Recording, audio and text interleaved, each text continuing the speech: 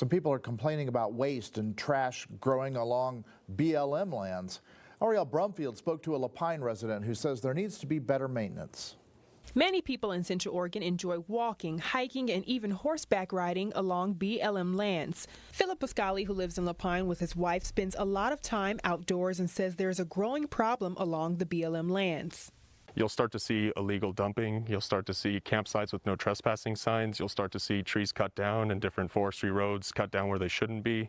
And lastly, you'll see some campsites that are starting to leach into the roadways and leach into the community ways.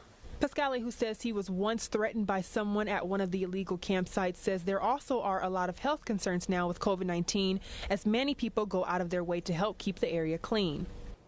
Now, Philip Pascali tells me that he enjoys recreating at the Lapine State Park and land in the surrounding areas quite often. But when he comes out here, he finds things like this: cardboard and trash and water bottles laid all over. BLM has a 14-day camping limit for both public lands and dispersed lands. After the limit, you must relocate at least 30 miles from the area.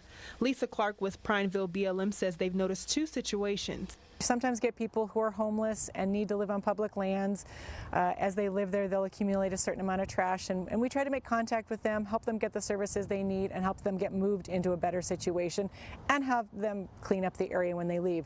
The other thing we get are a lot of people who just don't want to take the time to drive to the dump or pay the $11 it takes to drop their materials off at the landfill. Lisa Clark says it's difficult to regulate the lands as much as the public would like because they have about 1.65 million acres of land alone in the BLM Prineville district. She says each year they can clean up an average of 50 to 100,000 pounds of trash.